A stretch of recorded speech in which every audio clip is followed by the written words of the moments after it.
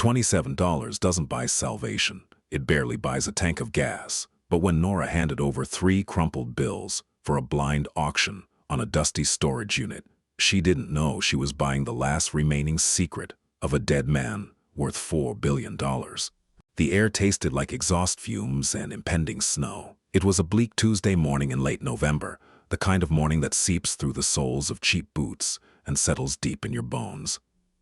Nora stood at the back of a small, shivering crowd outside Safe Tea Store, a sprawling concrete complex on the decaying edge of the city. She shoved her hands deeper into the pockets of her oversized thrift store coat. Her right hand thumbed the wad of bills she had left to her name. 2 tens, a 5, and 2 singles. $27. It was supposed to be her grocery money for the week. Rice, beans, maybe some discounted chicken thighs if the local mart had a sale. Instead, she was risking it on a gamble born of pure, distilled desperation. The auctioneer, a heavy-set man named Phil, with a clipboard and a perpetual scowl, stepped up to Unit 412. He carried a heavy pair of bolt cutters. "All right, folks, you know the drill," Phil grunted, his breath pluming in the freezing air. "Rent hasn't been paid on this one in 48 months. Owner is MIA. You get 5 minutes to look from the threshold. You don't step inside, you don't touch. You buy the whole unit. You take the whole unit. Broom clean by tomorrow evening." The heavy metal jaws of the bolt cutters snapped through the rusted padlock with a sharp crack. The sound echoed off the corrugated steel corridors. Phil grabbed the rolling door's handle and heaved it upward. It screamed on ungreased tracks, rolling back to reveal a cavern of shadows and stale air. A collective sigh of disappointment rippled through the half-dozen regulars. These were the professional scavengers, guys with flatbed trucks and eBay stores, men who smelled of profit in discarded electronics and antique furniture. Today, they smelled nothing but a waste of time. Nora shifted her weight to get a better look over a tall man's shoulder. Unit 412 was a graveyard of the mundane, a brutalist landscape of water-damaged cardboard boxes stacked haphazardly against the left wall. A sagging, floral-patterned sofa dominating the center, its upholstery ripped and spilling yellow foam like infected guts. Black trash bags were piled in the back corners, slumped and featureless. The air rolling out of the unit smelled strongly of mildew, old paper, and rat urine. "Looks like a whole lot of nothing, Phil," a guy named Dave muttered, adjusting his stained trucker hat. "I wouldn't take that garbage to the dump if you paid me the landfill fee." "Spare me the commentary, Dave. Just bid or don't," Phil said, tapping his pen against the clipboard. "Let's start the bidding at $50. Silence. The wind howled through the chain-link fence at the end of the aisle. 40? Phil asked, looking around. 20? Still nothing. The regulars were already turning away, checking their watches, ready to move on to the next unit. Nora's heart hammered against her ribs. She didn't see treasure in that room. She saw a dozen heavy boxes. People kept strange things in boxes. Old vinyl records, vintage toys, tools. If she could find just one item worth $100, she could pay her electric bill before the shut-off notice took effect on Friday. $10, Dave offered with a smirk, kicking at a loose piece of gravel. "I might be able to salvage the springs in that couch for scrap." Nora's mouth felt like cotton. She swallowed hard. 15. Dave turned to look at her, his eyes doing a slow, evaluating sweep of her worn boots, her fraying coat, the dark circles under her eyes. He chuckled. 20. Nora squeezed the bills in her pocket until her knuckles ached. This was stupid. This was a mistake. But the fear of the dark apartment waiting for her was stronger than logic. 27, she said. Her voice cracked slightly, but carried over the wind. Dave raised an eyebrow. He looked at the moldy boxes, then back at Nora. He held his hands up in mock surrender. "All yours, kid. Don't break your back hauling out the trash." Phil scribbled on his clipboard. "Sold to the lady in the big coat for $27. Step inside to the office and sign the paperwork. You have 24 hours to clear it out." 10 minutes later, the crowd had moved on to a different building. Nora stood alone at the threshold of Unit 412. The metallic scent of dust hung heavy in the air. She pulled a cheap pair of leather work gloves from her pocket, slipped them on, and took a step inside. The floorboards creaked. She had just spent her last dollar on someone else's garbage. The physical labor was a brutal, mindless distraction. Nora dragged the floral sofa out first. It was agonizingly heavy, bloated with years of trapped moisture. By the time she wrestled it into the alleyway beside the dumpster, her lower back was screaming, and her breath was coming in jagged gasps. She returned to the unit, shivering as the sweat cooled on her skin. It was nearing 2 in the afternoon, and the gray light filtering through the facility's narrow skylights was already beginning to fade. She started on the black trash bags. She ripped the first one open. Moth-eaten clothes, men's suits from the late 90s, the fabric stiff and reeking of decay, ruined. She opened the second, old, brittle shoes and tangled wire hangers. The third bag was full of shredded documents, confetti, completely useless. Panic began to gnaw at the edges of her mind. She moved to the cardboard boxes. The first box collapsed the moment she touched it, spilling a cascade of damp, warped encyclopedias onto the concrete. The second box contained cheap kitchenware, chipped ceramic mugs, a rusted whisk, a warped plastic cutting board. The third held old VHS tapes, the magnetic ribbon spooling out of cracked plastic casings. Hours bled away. The cold became a physical entity, wrapping around her legs, biting at her fingers through the thin leather gloves. Her phone screen showed 5:15 p.m. The facility would close the main gates at 7. She sat on an overturned milk crate in the center of the half-empty unit, dropping her head into her hands. Her knuckles were scraped and bleeding from a rusty nail protruding from a picture frame. The metallic tang of blood, mixed with the dust in her throat. $27. It wasn't a fortune, but to her, it was the difference between eating and starving. She had gambled and lost. She looked at the remaining pile of debris near the back wall, mostly loose trash, a broken floor lamp, and a stack of acoustic ceiling tiles that had been haphazardly tossed into the corner. She forced herself to stand up. She had to finish clearing it, or they would charge her a disposal fee she couldn't afford. They had her credit card on file, a card already maxed to its breaking point.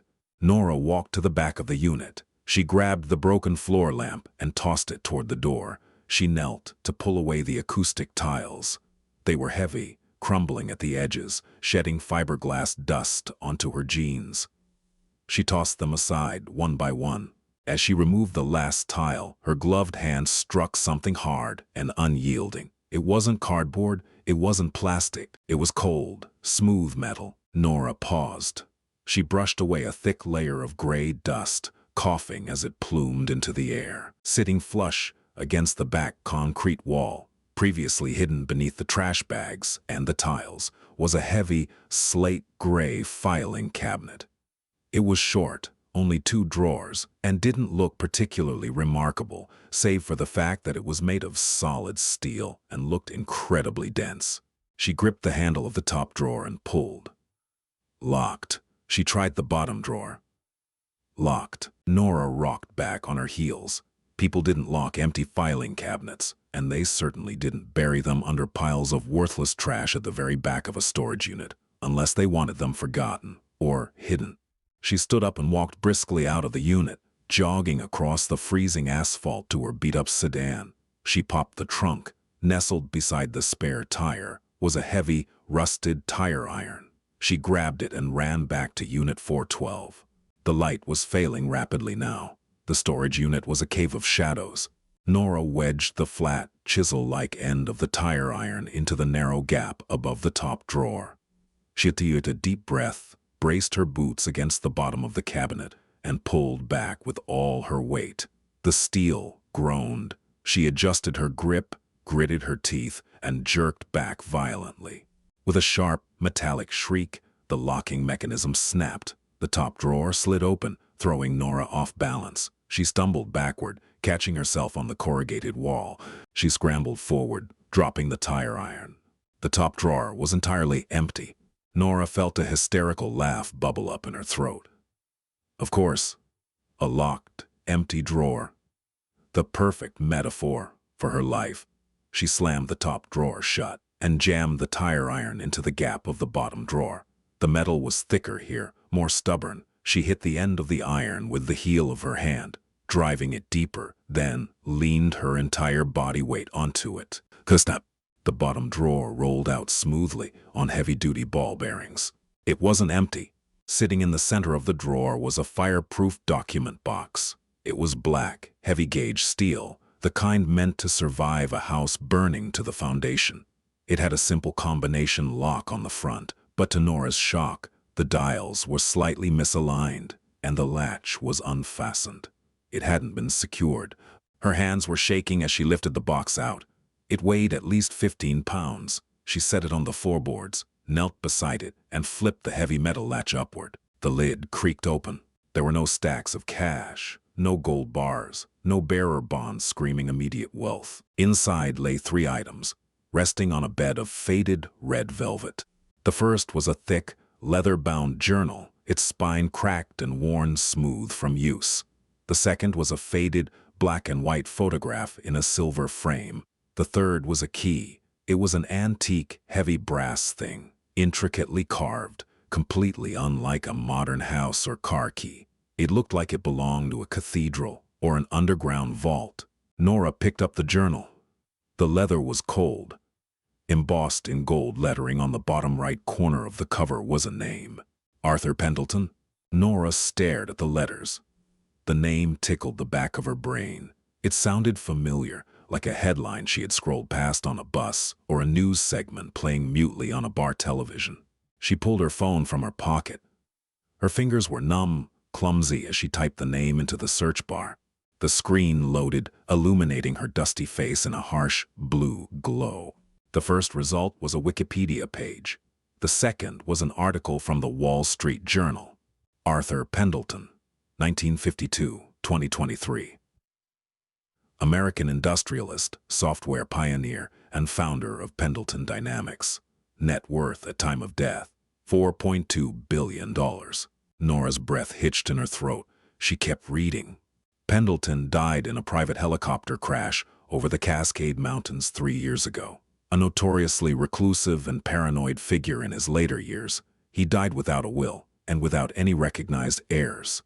The sudden death triggered one of the largest and most chaotic probate battles in modern American history, with former business partners and distant relatives fighting for control over a fractured empire of shell companies and hidden assets.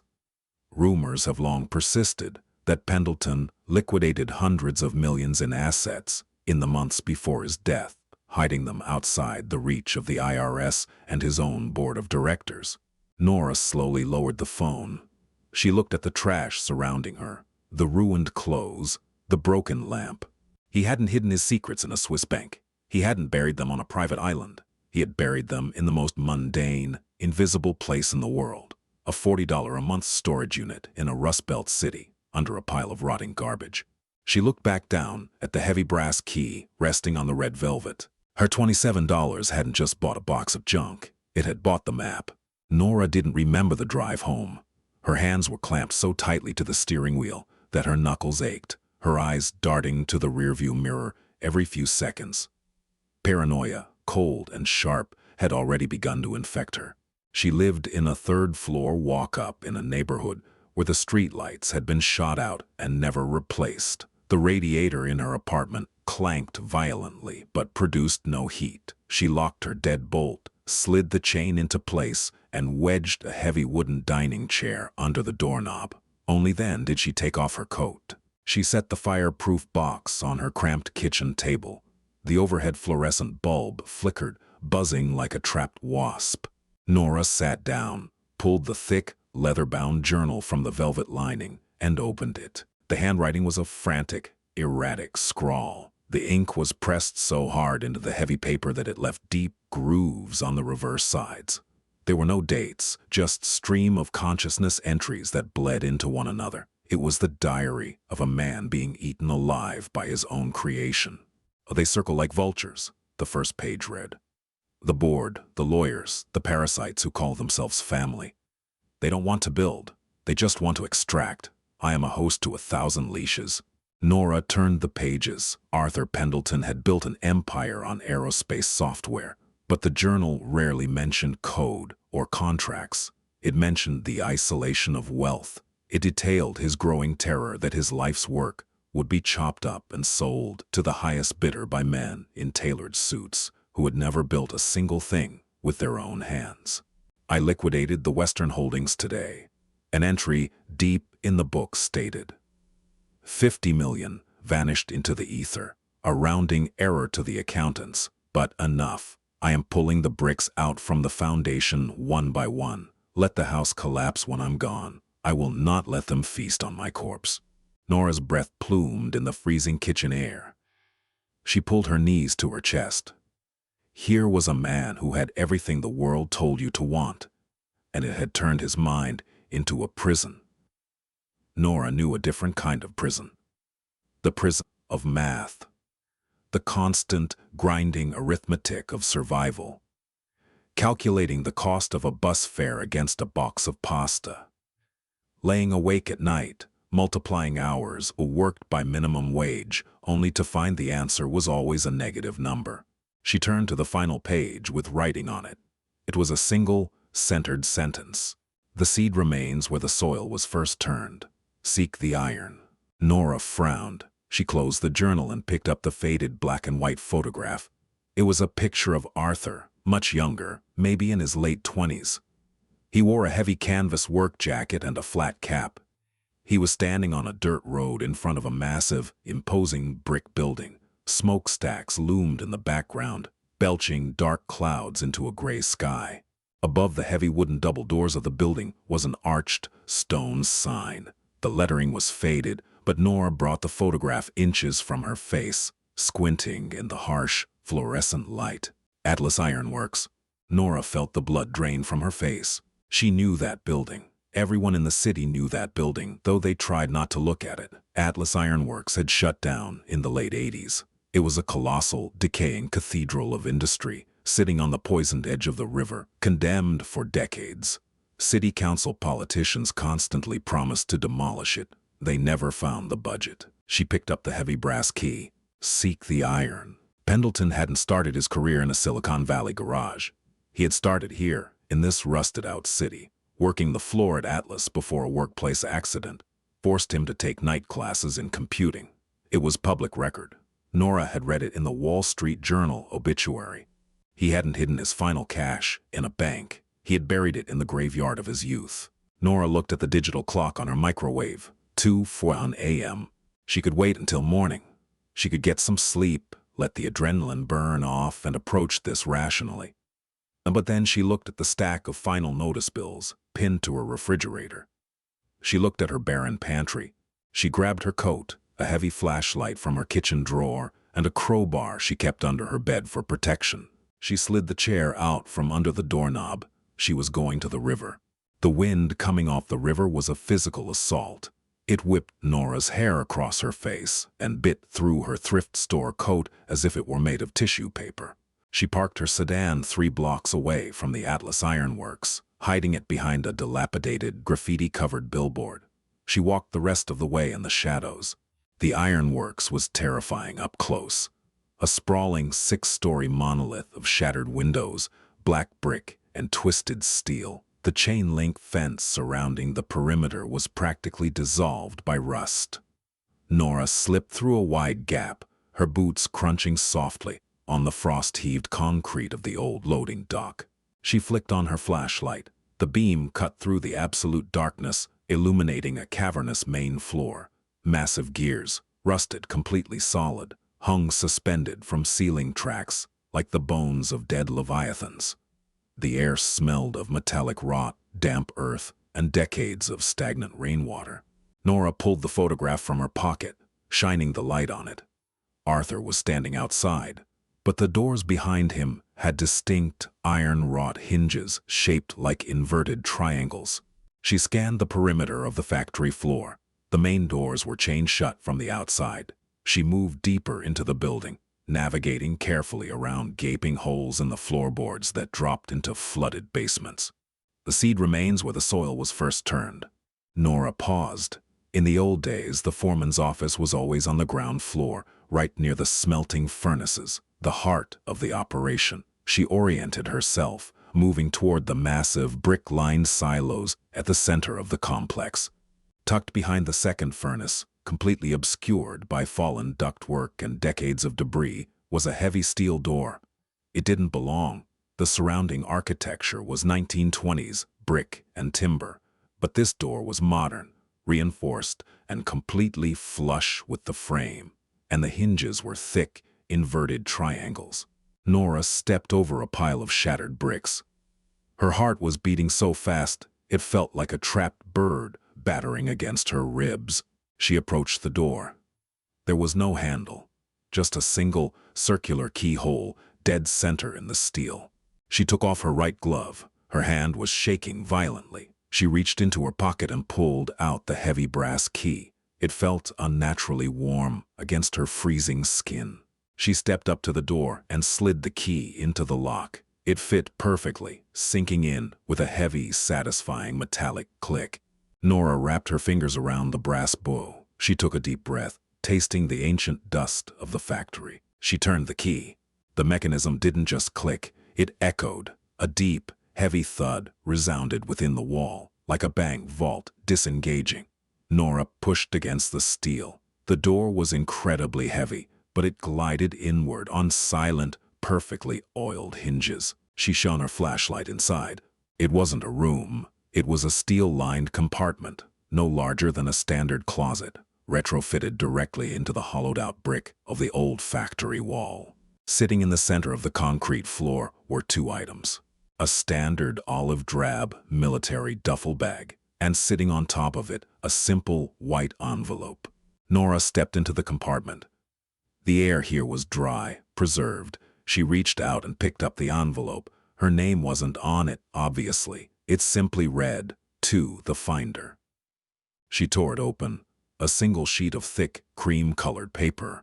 "If you are reading this, I am dead, and my empire is likely being devoured by suits who never knew the heat of a furnace.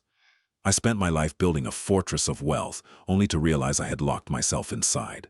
I leave this not as a gift, but as an escape hatch. Do not build a fortress, buy your freedom, and then disappear.